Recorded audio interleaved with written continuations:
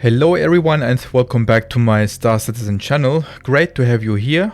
Today I'm doing something a little different. I'm just gonna talk freely. No script, no big preparation, just sharing some thoughts, and let's see how you guys like this format.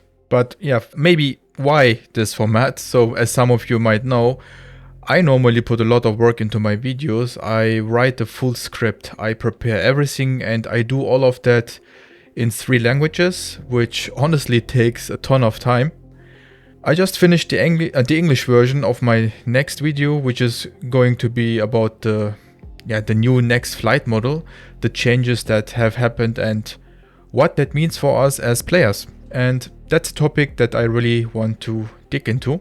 But while that's one in the works, I thought, why not just drop a quick casual video in between, so you are not waiting a week or more between uploads. So today just my personal take on the current state of the game, Alpha 0.7, and straight up, no filter. But before I get into it though, just a quick personal note.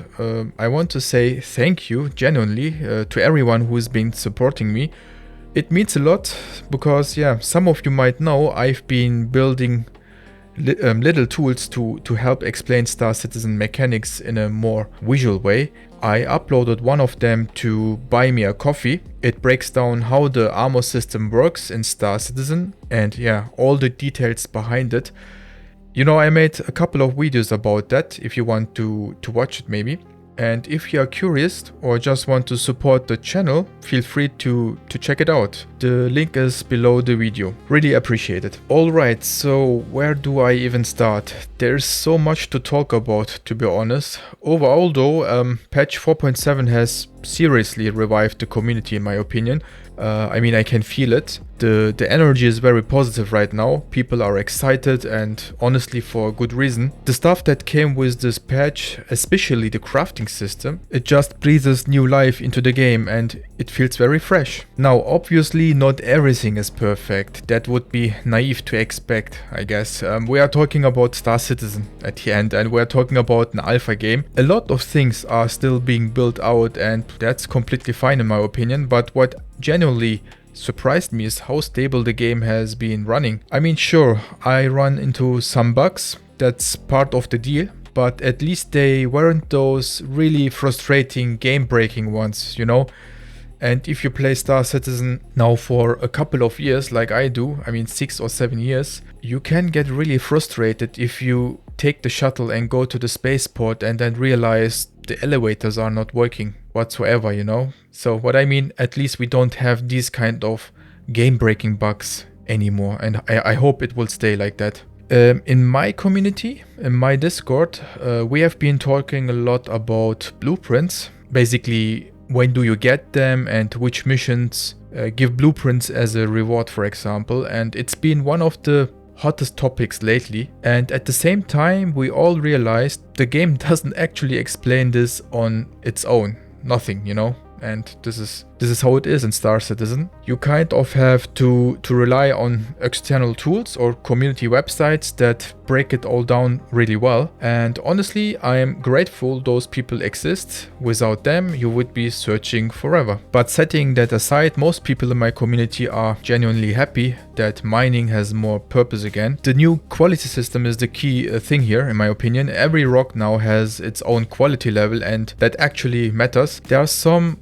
disagreements though. Some people say it's incredibly hard to find a quality above 700 or 800 because you're really searching for a long time, and above 900 that's apparently ultra rare. And I must say, I think I just found one stone with the quality above 900 so far, and I was also playing hours and hours. Some say it takes too much time. But honestly, I'm on the other side of that debate. I think it's cool when effort actually gets rewarded, otherwise what's even the point? We also got into the actual numbers. There are some really solid online calculators out there where you can figure out exactly what each quality level does. And based on a few rocks, we collected, we noticed the quality scaling right now is linear. And some in the community raised a really interesting point. Wouldn't exponential scaling make more sense maybe, you know? Like the higher the quality is, the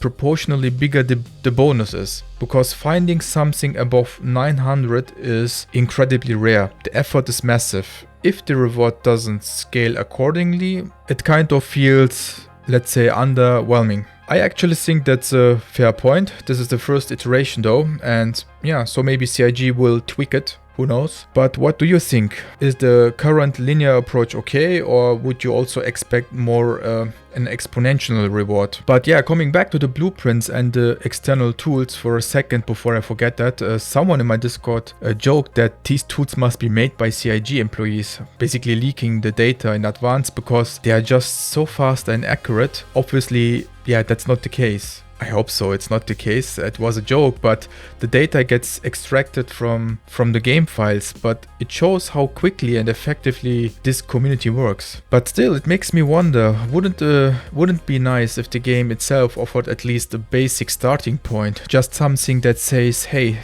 here's how it works, and not a full tutorial, just the basics. And I'm not saying this is a criticism, it's more a wish. Because, you know, we also asked ourselves in Discord, imagine you are a brand new player, you have heard about Star Citizen and you want to try it. And then you just, stand there.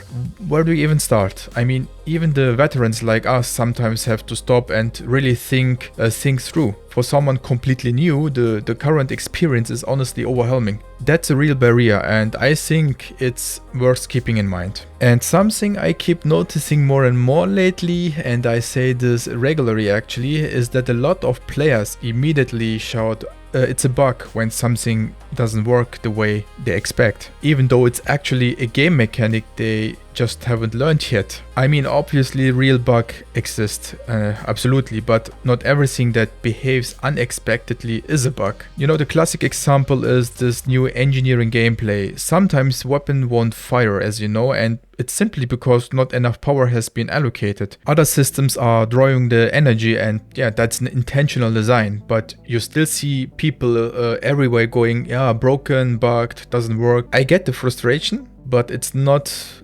accurate. And I think a part of it is that Star Citizen is moving really fast right now. Lots of new features, lots of new content, and if you are not playing regularly, you lose track quickly, in my opinion. Until there is a proper complete tutorial when the same game actually releases. We as content creators have to fill that gap, and I'm happy to do that. I will say it honestly, I will say it how it is. I'm really satisfied with the development pace right now. We are getting the next patch in 2 weeks, then 4.7.2 2 weeks after that, and the May patch is only about a month and a half away. But things are coming, and it's just an exciting time to be playing, in my opinion. But what I'm most hyped about looking ahead, well, that's base building, and when that actually drops, it's going to go crazy. Think about it, you build your base exactly where the most valuable minerals are, and you defend it, you team up or fight with other players. That has the potential to take this game to a whole new level. I can't wait. Alright,